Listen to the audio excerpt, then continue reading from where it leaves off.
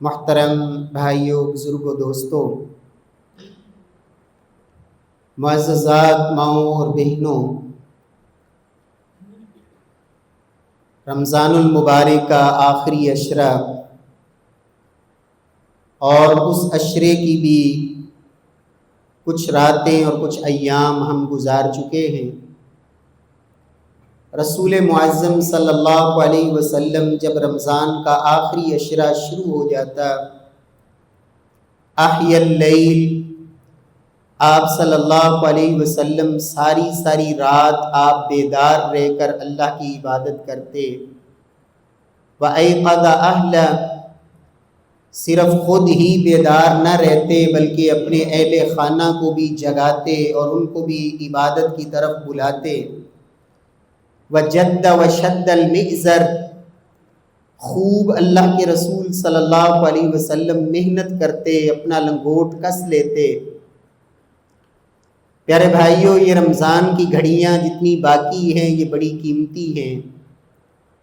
ایک ایک دن اور ایک ایک رات، امام ابن جوزی رحمہ اللہ کہا کرتے تھے، لو قیل لأہل القبور تمنوا لتمنوا یوما من رمضان، اگرچہ ایسا ممکن ہے نہیں، لیکن اگر فرض کریں قبروں والوں کو جو قبروں میں دفن ہیں انہیں کہا جائے کہ تمہاری ایک تمنا پوری کی جائے گی، خواہش اور تمنا کرو، کیا چاہتے ہو؟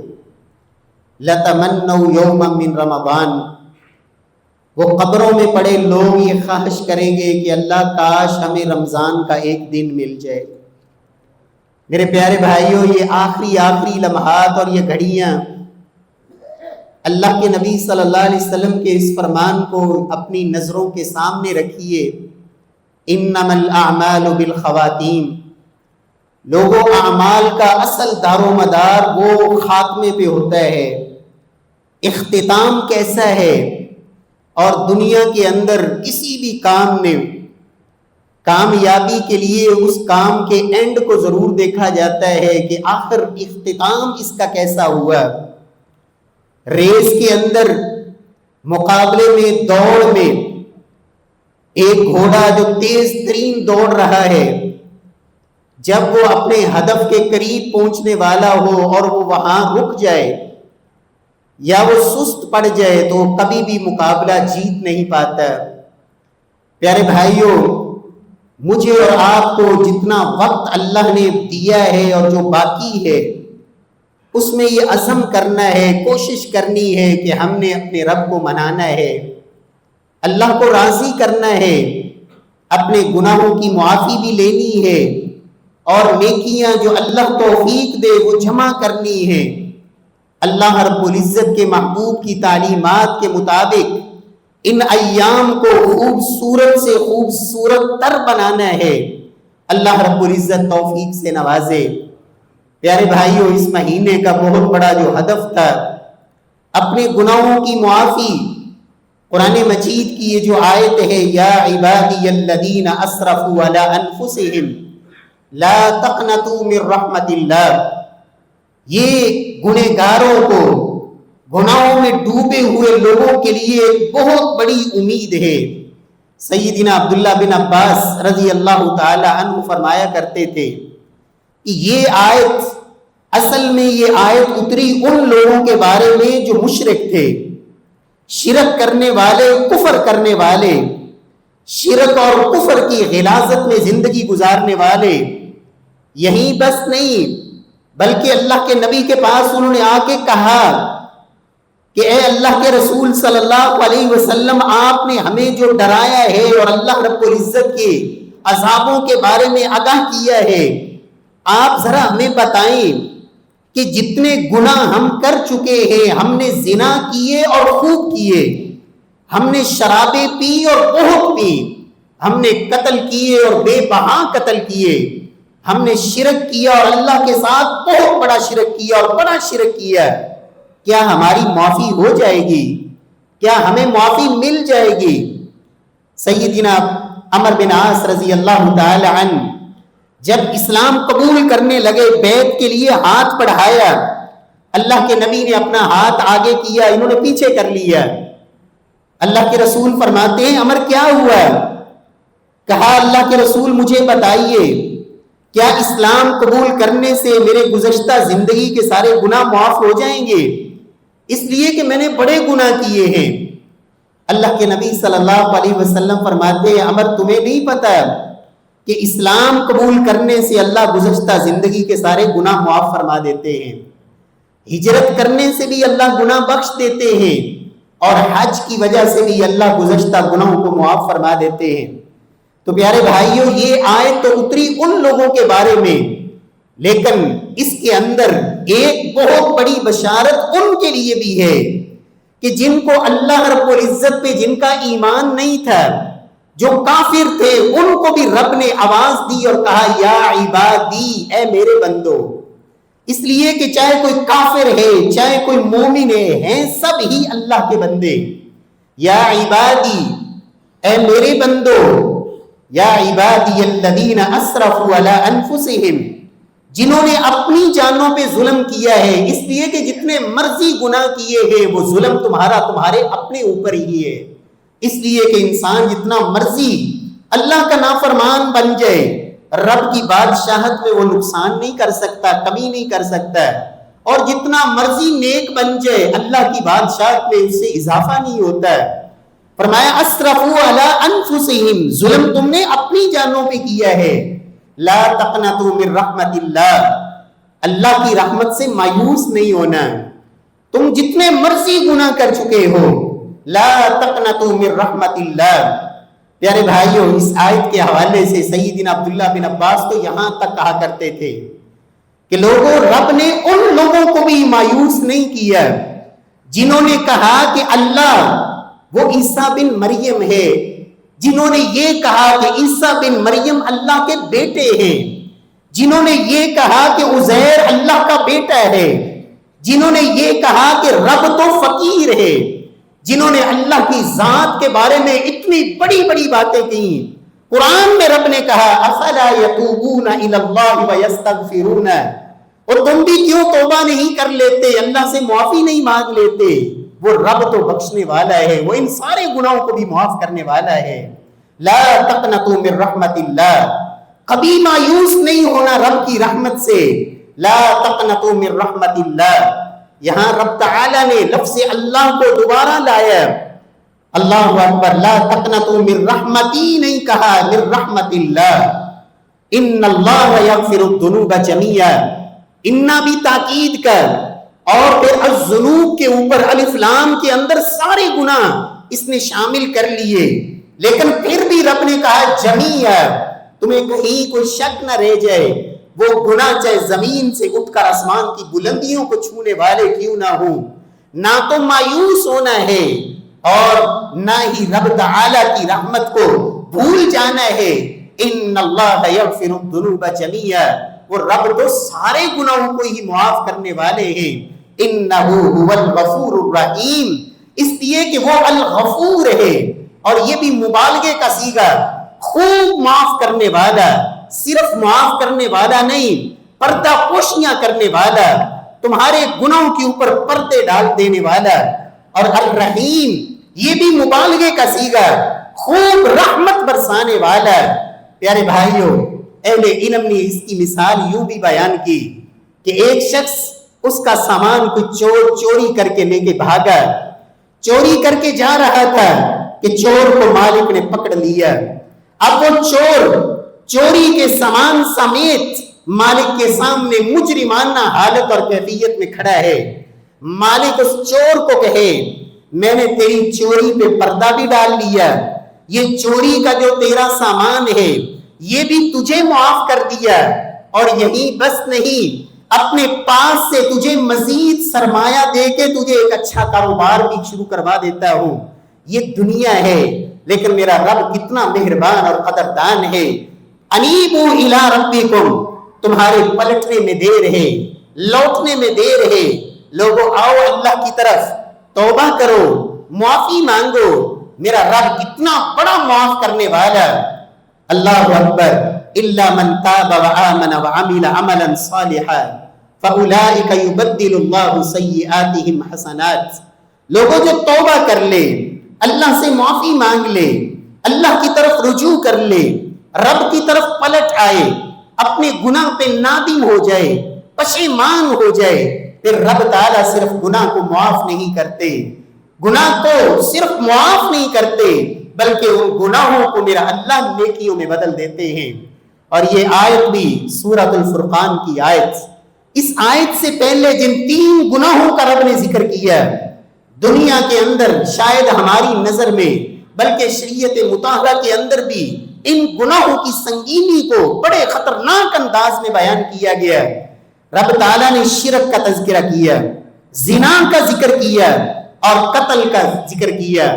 زنا، اللہ کے ساتھ شرک اور قتل، یہ تینوں ہلاک کر دینے والے گناہ. ان گناہوں کے بعد رب نے کہا لوگوں اگر توبہ کر لو، سچے دل سے تائب ہو جاؤ، اللہ تمہیں معاف نہیں کرے گا بلکہ تمہارے گناہوں کو میرا اللہ نیکیاں بنا دے گا. 2 معنی کیے اس کے لیے اہل علم نے. نیکیاں کس طرح بنتی ہیں؟ ایک یہ معنی کہ جو بندہ سچے دل سے توبہ کر لیتا ہے، اللہ اس کی وہ زندگی جو گناہوں میں گزرتی تھی، اللہ اس زندگی کو نیکی والی زندگی بنا دیتے ہیں. جہاں وہ پہلے زانی تھا اب وہ پاک دامن ہوتا ہے، جہاں وہ پہلے مجرم تھا اب وہ فرما بردار بن کے جیتا ہے، جہاں وہ پہلے جھوٹا تھا اب وہ سچا بن کے زندگی بسر کرتا ہے، جہاں وہ بے نماز تھا اب وہ نمازی بن کے اللہ کے سامنے سجدہ ریز ہو کے زندگی گزارتا ہے، جہاں وہ ظالم تھا، حقوق العباد کی حق تلفی کرنے والا، وہاں اب وہ لوگوں کے لیے قربانی دینے والا اور اظہار کرنے والا بن کے جیتا ہے. یہ دنیا کے اندر اللہ توبہ کے بعد اس کی نیکیوں کا رنگ اس کے اوپر چڑھاتے ہیں اور آخرت میں اللہ اس کے گناہوں کو حقیقت میں ہی اللہ نیکیاں بنا دے. اور اس کی صراحت بھی حدیث میں موجود ہے کہ قیامت والے دن اللہ ایک بندے کو بلائیں گے، فرشتوں سے کہیں گے میرے فرشتوں اس میرے بندے کے چھوٹے چھوٹے جو گناہ ہیں وہ اس کے سامنے پیش کرو. وہ بندہ اس کو اس کے چھوٹے چھوٹے گناہ دکھائے جائیں گے، وہ ان گناہوں کو دیکھ کر یاد کر کے کہے گا ہاں واقعی یہ گناہ کیے ہیں، اور دل ہی دل میں ڈر رہا ہوگا کہ میں نے تو بہت بڑے بڑے گناہ بھی کیے ہیں، یہ تو چھوٹے چھوٹے مجھے دکھائے جا رہے ہیں. نبی صلی اللہ علیہ وسلم فرماتے ہیں کہ رب تعالیٰ اسے کہیں گے کہ میرے بندے یہ تیرے جتنے گناہ ہیں ان گناہوں کو میں نے نیکیاں بنا دیا ہے. وہ فوراً کہے گا اللہ میں نے تو دنیا میں اس سے بڑے بڑے گناہ کیے تھے، وہ مجھے نظر نہیں آ رہے، اللہ میرے وہ گناہ کدھر ہے جو میں نے بہت بڑے بڑے گناہ کیے تھے. اللہ کے نبی فرماتے ہیں صلی اللہ علیہ وسلم رب تعالیٰ بھی مسکرائیں گے، اور اس موقع پہ اللہ کے نبی بھی اتنے ہنسے اور مسکرائے. بدک نواجزو، میرے پیارے بھائیو میرا رب قدردان بھی ہے اور مہربان بھی ہے، لیکن شرط کیا ہے؟ 3 باتیں یاد کر لے.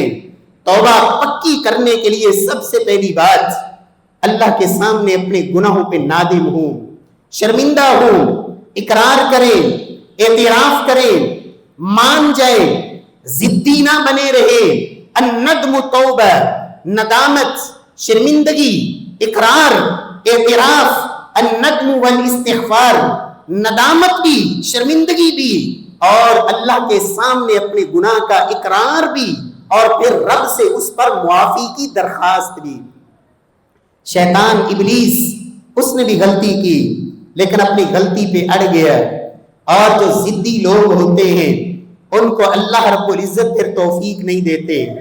ابو جہل مر رہا ہے، زخمی پڑا ہے، گردن کاٹنے کے لیے سیدنا عبداللہ بن مسعود نے جب سینے پہ قدم رکھا اس وقت بھی کہتا ہے کہ تو نے جس جگہ پہ قدم رکھا ہے بڑی اونچی جگہ پہ قدم رکھا ہے، بڑی اونچی جگہ پہ تو نے قدم رکھ دیا.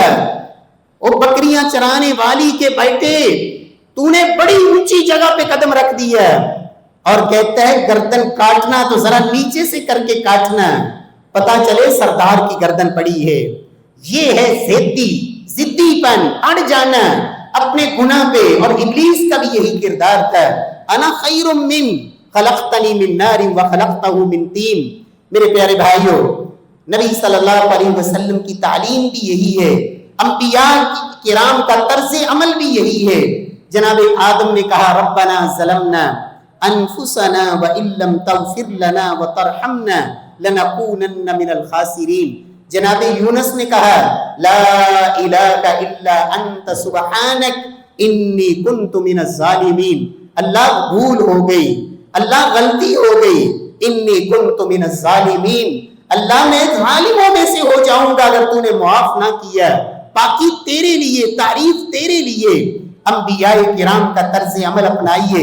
پیارے بھائیوں، توبہ کے لیے سب سے پہلی چیز کہ اپنے آپ کو رب کے در پہ لا کے ندامت، شرمندگی، اقرار، اعتراف اور اپنے گناہ پہ اصرار نہ کریں، اڑے نہ رہے، اللہ سے معافی مانگ لیں۔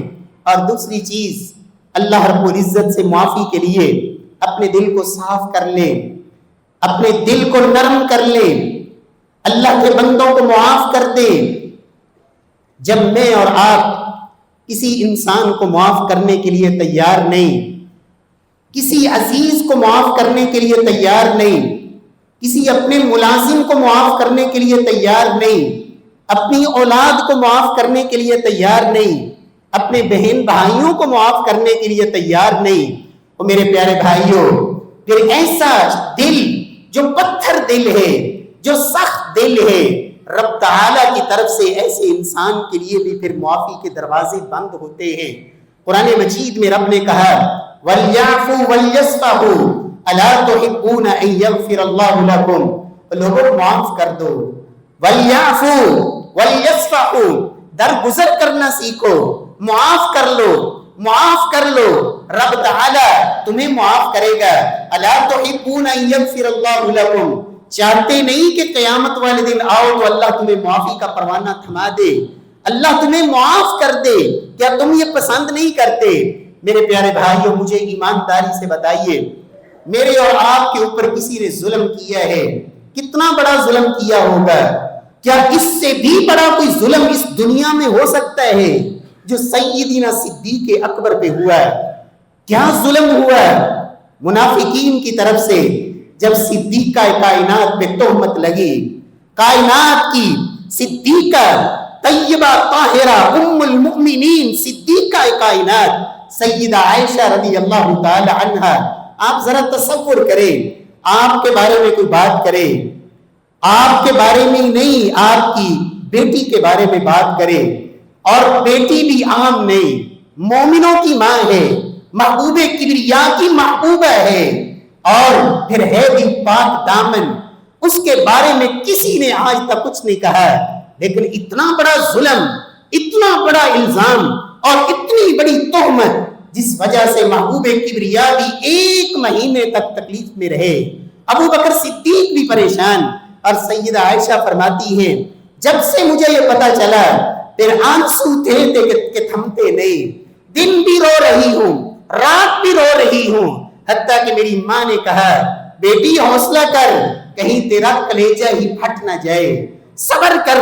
پیارے بھائیوں، اتنا بڑا ظلم، اتنا بڑا الزام، اور ان لگانے والوں میں منافقوں کے ساتھ وہ شخص بھی شامل ہو جائے جس کا خرچہ ابو بکر صدیق اٹھاتے ہوں، جس کی کفالت ابو بکر صدیق کرتے ہوں، جس کو کھانا اور اس کا لباس اور اس کی ضروریات ابو بکر صدیق کے مال سے ادا ہوتی ہوں، وہ بھی ان میں شامل ہو جائے، تو پھر ناراضگی تو ہوتی ہے، کتنی بڑی ناراضگی ہے۔ اللہ نے کہا وَلْيَعْفُوا وَلْيَصْفَحُوا، معاف کر دو، درگزر کرو۔ أَلَا تُحِبُّونَ أَن يَغْفِرَ اللَّهُ لَكُمْ، تم نہیں چاہتے کہ اللہ تمہیں معاف کر دے؟ صدیق اکبر نے جب یہ آیت سنی تو کہا بلا، کیوں نہیں، میں چاہتا ہوں اللہ مجھے معاف کر دے۔ میں نے مستہ کو معاف کر دیا، جیسے اس کا خرچہ پہلے چلتا تھا اب بھی چلے گا، اور ابو بکر صدیق نے اسے معاف کر دیا۔ میرے پیارے بھائیوں، نہ یہاں طبیعت اور مزاج کو دیکھا، نہ معاشرے کے تانوں اور ان کی باتوں کو دیکھا، اللہ کو راضی کرنے کے لیے معاف کر دیا۔ میرے اور آپ کے اوپر کسی نے ظلم کیا تو کتنا کیا ہوگا؟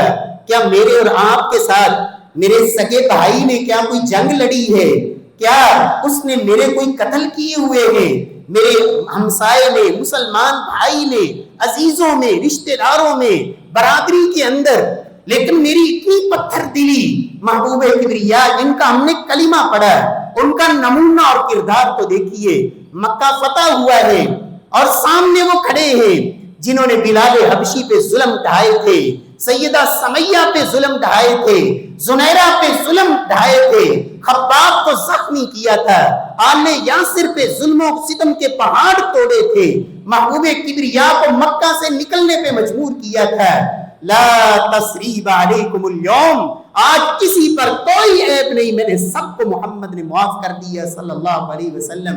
اور وہ شخص جو آج سے پہلے اللہ کے نبی کے خلاف باقاعدہ جنگیں لڑنے والے اور میدان کے اندر اللہ کے نبی کے یاروں کو قتل کر کے، شہید کر کے، اول و حبل کے نعرے لگانے والے، جب کلمہ پڑھ لیا، فتح مکہ کے موقع پہ مسلمان ہوئے، محبوب کبریا نے پھر گزشتہ ساری رنجشیں آپ نے کوئی تانا نہیں دیا، کیا کہا؟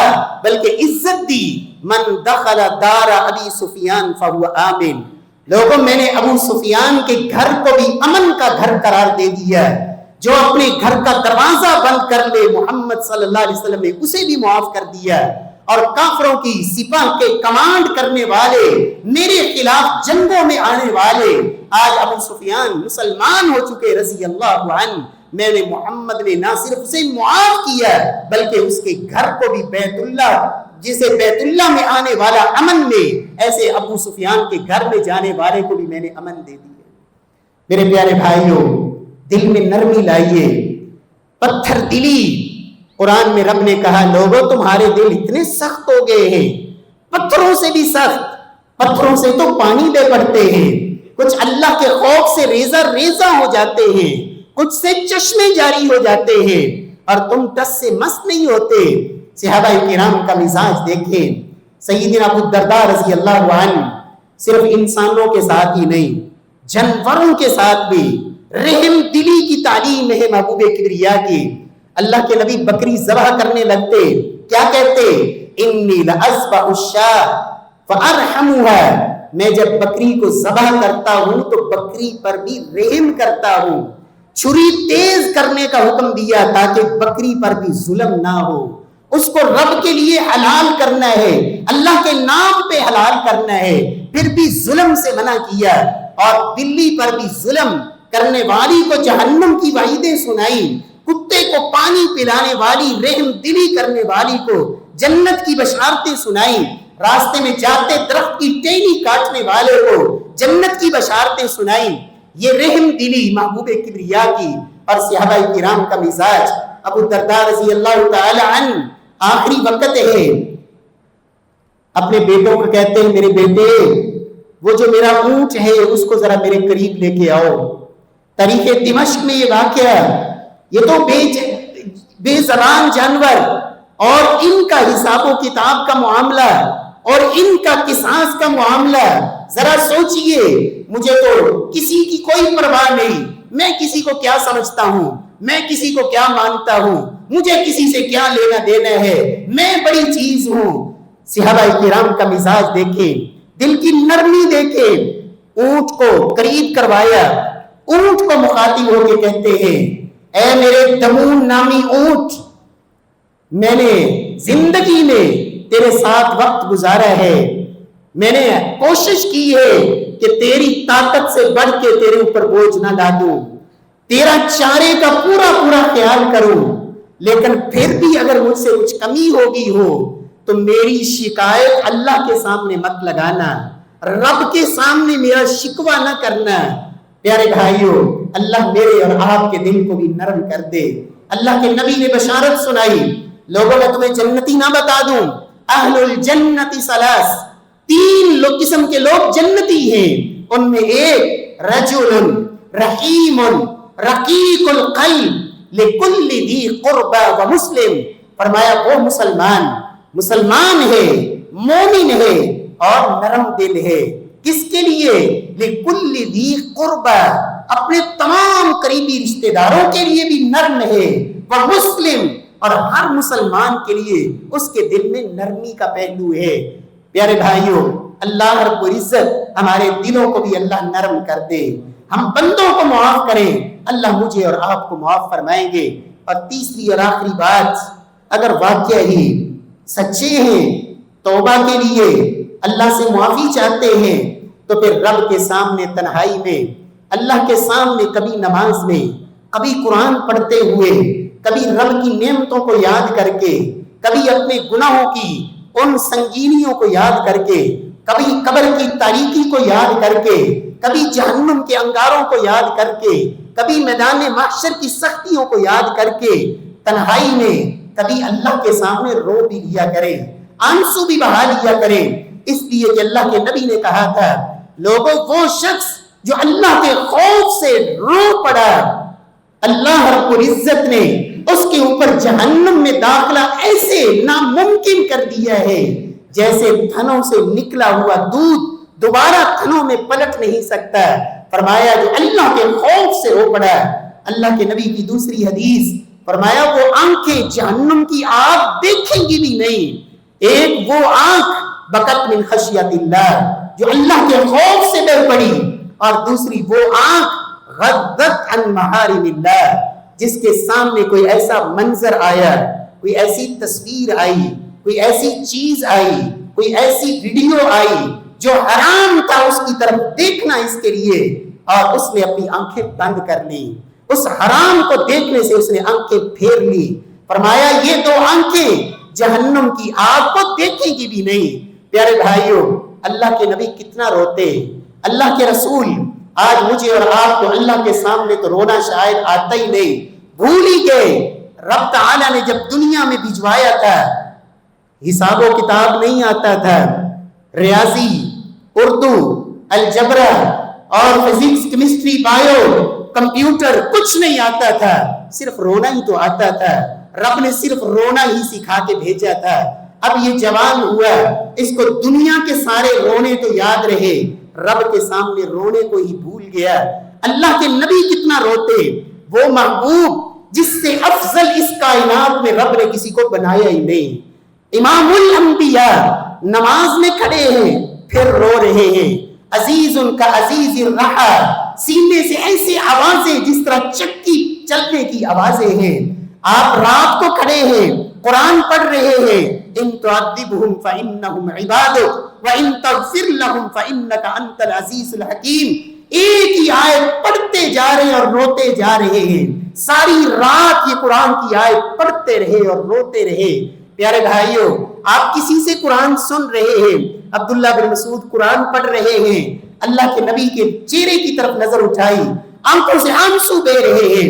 صحابہ کرام کتنا روتے، وہ فاروق اعظم جن کے بارے میں اللہ کے نبی نے کہا تھا لو کان بعدی نبی لکان عمر، اگر میرے بعد اللہ نے کسی کے سر پہ نبوت کا تاج سجانا ہوتا، خطاب کا بیٹا عمر نبی بنتا۔